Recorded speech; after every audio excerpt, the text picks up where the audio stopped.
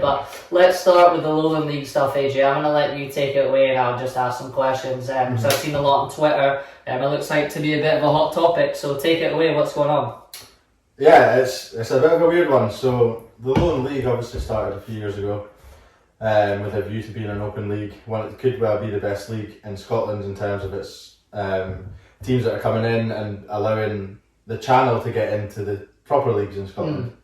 But last night we've had a vote on how many promotions and relegations there should be from Tier 6, which is the East of Scotland League, which is where all the old junior clubs are. So you've got your Auckland Talbots and your Darvel, who are another team that put a lot of money in, and then there's the East of Scotland teams as well. You've got Pennycook, Trinent and Lithgow Rose, who are massive junior clubs who have put a lot of money into getting through the system if they can. But there's only ever been one relegation from the Lowland League and one promotion up from the East of Scotland. But since the West of Scotland League has joined as well, you've got the East, West and South of Scotland League, so 3 leagues competing for one promotion spot and one team going down from the Lowland League. And the Lowland League, without sounding too, I don't want to sound too out of tune here, but a lot of teams in that Lowland League, in the bottom half of the Lowland League, compared to the teams in the East of Scotland Premier and the West of Scotland Premier, they're not as good. The quality's not there. They've not got the money. They've not got the financial backing. They've not got the fan bases. They've not got anywhere near close to what the teams at the top of our leagues do. Or our leagues, I mean, the East of Scotland, West of Scotland. So there's been a big uproar because we want more promotion places into the Lowland League. Because if you get 2 or 3 promotion relegation spots at the Lowland League, you're going to get level out teams' levels. Teams can find their levels easily. So the teams at the bottom of the Lowland League who maybe are struggling, are getting beat sort of 6-7-0 some weeks, because they do. These results do happen. If they get relegated out of that league and they play in the East of Scotland League, they'll find their level. Whereas the good junior clubs who are stuck in Tier 6 when they should be in Tier 5, potentially Tier 4, potentially even Tier 3, because it could happen. Because it has happened with Kelty and with Cove Rangers and Edinburgh City. Like, these teams are good enough to play in those leagues, but there's no avenue. Like, it could take 10 years for the top half of West of Scotland and East of Scotland who deserve to be in the Lowland. It could take 10 years for them all to get up. And then you've got the Dross, I don't want to say Dross, I'm going to say it anyway. The Dross there, who could potentially who'd get more fans because they're winning games in the lower leagues, but they voted last night against it, so there'll only be one relegation spot moving forward, and that's not what everyone wanted. But I guess if you put it to a vote, that's what's going to happen. Why do you think they've kept it like that and are gone for that? Well, because they put it to a vote to all the member clubs in the league, and the member clubs have said no, because they don't want to go down. Exactly. Shite that, eh? How do you? I mean, I guess the vote's the only fair way to do it, but then how does it get changed? Because they're never going to vote to change it. Basically. Yeah, because if it changes on their vote, they're going to get relegated, and they don't want to play in the lesser league. But the fact is, they should be. They'll find their level and they'll enjoy playing a lot more. Yeah, rather than getting pumped.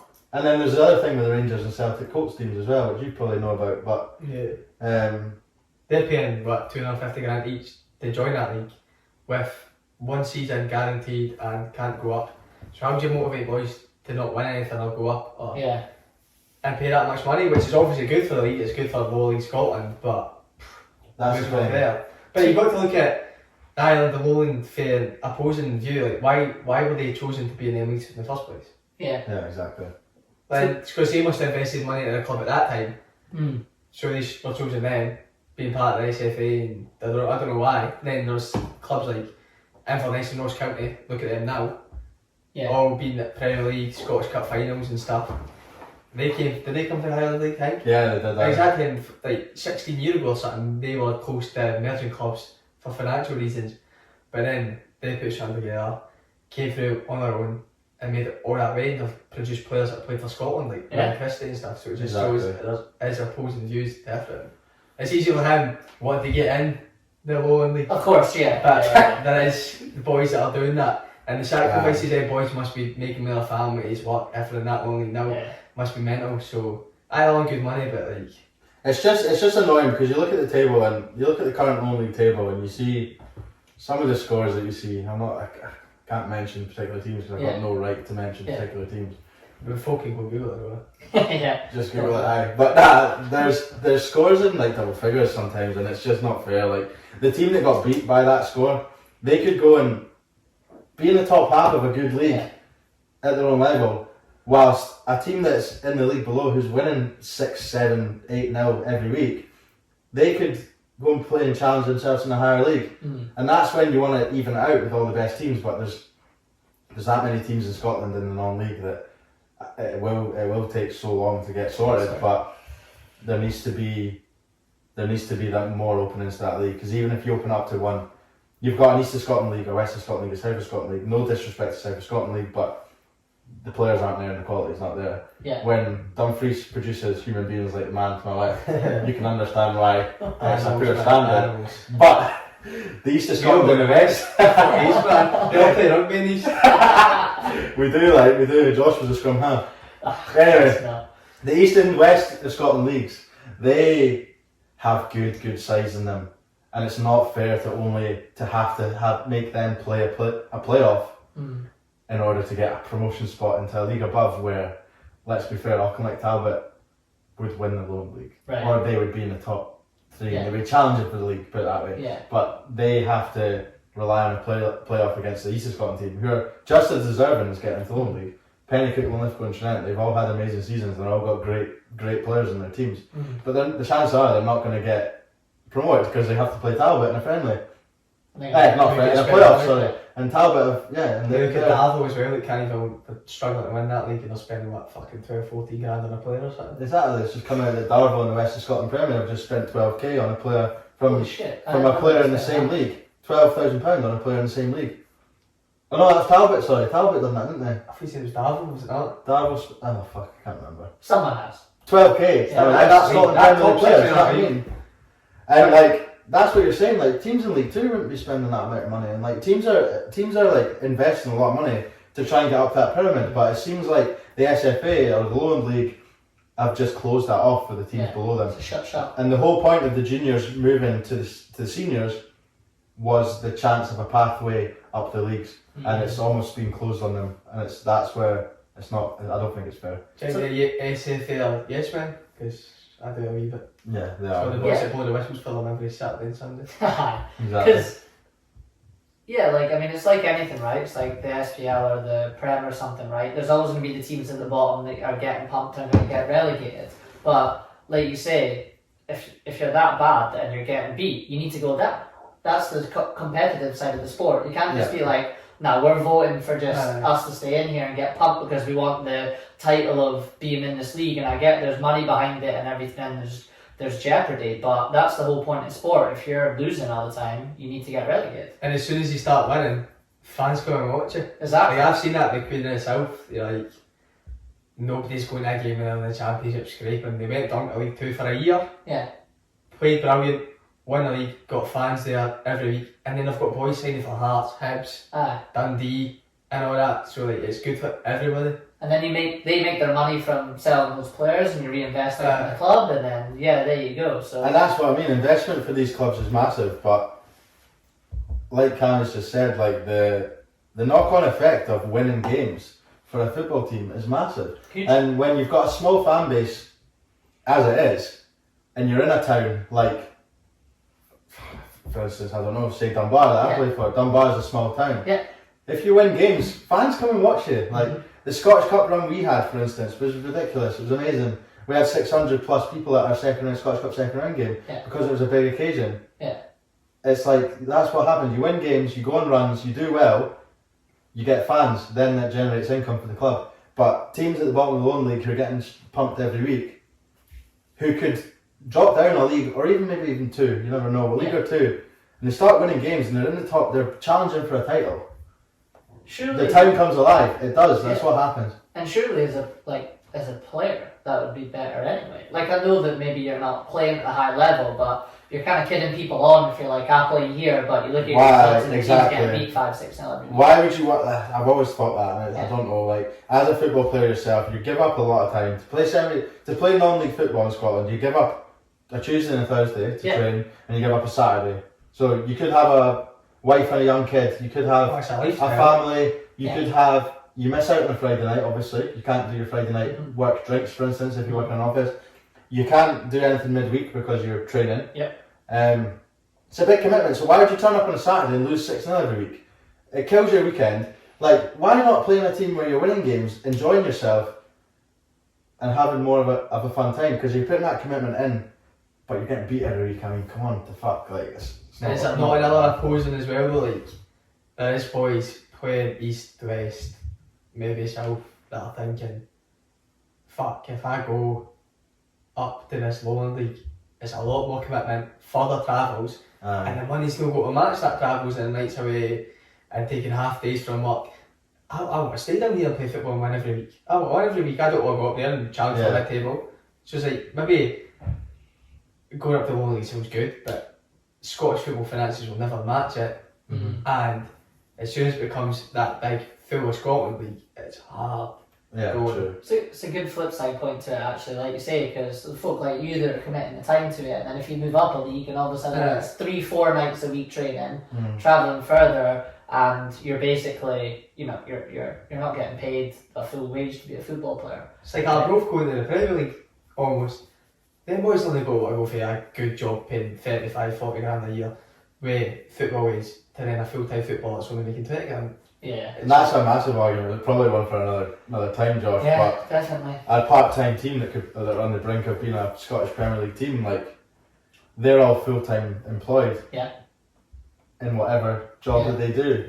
But when they move to the Premier League in Scotland, they have to go full-time. So do they rebuild a full squad? Because these boys are going to say, no, fuck this. I'm going to leave Arbroath and I'm going to go and sign for Falkirk or something. And still keep keep the same money and keep the same job. Or are you going to literally ditch your full career and become a full-time footballer for less money, essentially? Sounds nice to live the dream, but when you've already started earning, building a life, it's hard to go back. If you've got commitments, bills, wife, kids, whatever that may be, like you have to. I mean, yeah, we'd all love to do that, but if you're not getting the money to live, it's just that's why Scottish football is so fascinating. From top level to non-league, like there's so many different elements to each league and each type of player and each type of person that's involved with each club, that it's so much more interesting. You can talk about it all day because there's just levels and levels and levels to it. Yeah, that's a good point. Like, you got me thinking about Arbroath. So they're going to, let's say they get promoted, right? Those guys are all builders, workies, whatever they do. So they're going to have to go full time, but then because they're getting promoted, I'm sure the club get money for that. But like, are they going to be able to afford to pay them all? Let's say they're on 40k a year. Like, are the club going to be able to pay them that? No chance. No, they won't. No way. I don't think they will. Actually, my dissertation was around Scottish football finances, and we dig into the deepest Scottish football. It's in a very, very bad place. Really? It's terrible. It's terrible. You've got your elite, everyone knows elite, and then as soon as you get bypassed that, it's terrible. Look at Gretna. Gretna come flying for the Lowland League, all the way to the top, fucking Scottish Cup finalists, flying, and then their fans have been there backing them from the bottom. Yeah. And then as soon as they get promoted to the Championship, the SFA say, oh no, you've not got enough seats in your stadium, you can't come up. So they've got fans travelling 100 miles to watch a home game in Motherwell. Yeah. That's not even come from the fans' pocket. Yeah. That's come from the club's pocket. We'll get his here, and it all just adds up rapidly. Then the players get a wee bit of publicity, and then they're gone, and they're like, we can't buy players. Yeah. We had boys coming in for free, they just loved it, and we've done it to keep fit, and they will try to buy folk, and it does not work. Yeah, it doesn't work. And then eventually they went under, and now they're a reformed team in the Lowland League called Gretna 2008. Is that? They crumbled when their owner died, to be fair. But it's a shame. I mean, yeah, football everywhere's gone like that. It's mad, isn't it? I mean, if you don't have the money now, you're not competing. Like, yeah, exactly. I mean, and then you go for the argument with the lower teams to the higher teams. I know of people that were offered to go from Arran Athletic in League 2 to Queen of the South in the Championship, but they were better off ditching Arran, ditching Queen of the South to go full-time footballer, to be a part-time footballer and travel 180 miles to train twice a week and play for Kettle Hearts. How does that make sense? Doesn't work. Well, that's the thing. Imagine playing for Annan Athletic in League 2. They're flying. To be fair, having a good season. Top. I think they're second, aren't they? They're going well today. But imagine being a part-time footballer playing for Annan in South West Scotland, is it, where all the chichters are? And then having to go to fucking Elgin on a Wednesday night. Do you know what I mean? Like, you have to take a half day off work and travel to Elgin to play. It's like a fucking 10-hour round trip. Like, it's not good. It's not good. Does that mind it? Yeah, the cows and the sheep and the farms can look after themselves. I've actually played boys for East of Scotland, and it's weird that I've turned up and they keep carrying the ball. Picking it up, running with it. This guy was a right back and he's telling boys how to play football. I've seen boys playing centre half with scrum caps on in East of Scotland. Right back that didn't cross the halfway line. That was what I wished I could have been. Them studs on them boots, man, 3 inches long. I know, you'd run scared. Not a chance, man. Whip it in, run away, clap and moon pass. Brilliant. Everyone actually, as soon as I say I'm from North Berwick up here now, moved up here, everyone's like, how'd you play rugby? Same place as Berwick, innit? Same place as Berwick. It's fucking not. No. Well, no, that's mad. I need to, like, I've said to you, AJ, obviously since I've moved back here, like, Scottish footy's not really on the telly either, so like, I'm trying to like get myself back into it. One of the Hearts House games coming up in a few weeks, isn't it, on the telly, is it? I don't think. Yeah, so I think even like the Rangers Celtic. I'm sure the semi-finals on the telly, but I'm sure the game either before that or after's not even on. Yeah, like, it's mad. I didn't see that. There was that run in it was like January where like the Prem was off and the Scottish League came back and they put all the games on. Yeah. Like I think it was like fortunate it was like Rangers Celtic, Hearts and stuff like that, and Hearts Rangers when Rangers pumped Hearts and that after they got beat by Celtic. Yeah. And that was unreal to like I was like, oh, I'm getting into this. I know that's kind of the quote unquote bigger names in there, but and then it just stopped. I know. The games aren't on anymore. I know. That's like a Friday night, BBC Scotland get the Friday night championship game. Yeah. And it's always actually a good watch. Yeah, I've watched a few of those. But they're not giving the boys any money. Mm-mm. No, not at all. The TV rights in Scotland and BBC Scotland, for instance, is an absolute shambles. Yeah. That's why I think you've got to invite the Rangers and Celtic B teams, because they're coming down. And you look at Ibrox last weekend for the Celtic Rangers B game. There's a full stand at Ibrox sold out, and they're letting the boys run out in Ibrox. How's that not going to make Scottish football better in the long run? Yeah, I agree. Well, Dalbeat Star don't get to run out Ibrox, they have to They get to run out into goal showers, don't they? Exactly. Small Well, box. Rangers B might play Celtic B at fucking. Was But that it's a stepping stone, isn't it? It is a stepping stone. for the boys? Aye, but not for the part timers. But if it keeps coming into the Lowland League, then what's going to stop it? Well, they've just reapplied to get another year in the Lowland because it's a 1 year thing. Rangers B, Celtic B was a 1 year thing only. 1 year only, won't come back. Give them promotion as well. They've reapplied again this year, and that's another point to the Lowland League argument, which has angered people because the chances are this time next week, Rangers Celtic Bs are going to be admitted back into the Lowland League for another year. But you cannot knock £500,000, can you? No, that's the Yeah, thing. you can't It's take a it. quick buck. But that should never be injected back into all the teams in the Lowland League. That should be injected into all Lowland League football. Yeah. But it will be swallowed up somewhere. Yeah, just by the exactly. teams in the Lowland League. Yeah. Yeah, because like ultimately they're the draw. Like sorry for the interrupting. No, go ahead. I just got to say, you're saying I don't want them because they're stopping other boys. They're stopping other boys at like your age, fucking 27 plus, playing football at a high league. Like they come for there, it's hard. But what they're doing is starting to go with actual Scotland football. Like they're going. Who, Juan Allegria of fucking Colombia is going to be playing for Scotland Alex for Lowry. 3 years, is he? Alex Lowry and stuff like that. King, all them boys. Honestly. It's injecting boys. It's because if you would rather play against adults for a young age than you hear if It's great. I do agree that it's great for the development of these young kids, but it's not fair for 27 pluses like me whose dreams it is to play in the Lowland League. That's a free bus pass, so who cares? That's why it's such a debatable topic though, Josh. Like, Talk about it. there's so many positives and negatives, and it's closeted Huns and Rangers and Celtic fans like yeah, you're a Queen of the South fan and you're kidding on to the Rangers fan. It's people like you that I love you, another good. But no, I love it, and that's why I love non-league football in Scotland and lower league football in Scotland, because there's so many different talking points and there's so many different angles and that. I can't admit that coming from a place where it's football, and I meet a boy that's really into rugby, and Andy, and then from the me to go with the Scottish champions to meeting him, I've quite enjoyed him talking about lower league football, and it's something else to Google and even bet your money on, just do something like it. It's just nice. Yeah, exactly. Let's be clear though, we do not bet on lower league football. Is that what the bet? Just to clarify. I was Lee Griffiths that taught me that. Just to clarify, no betting on the games, absolutely. No betting. I'm gonna go for Can I bet? You can, yeah, but as long as you don't speak to me first. Yeah, okay, no, I don't text you know. before it, mate, don't worry, I'll get no insights on that.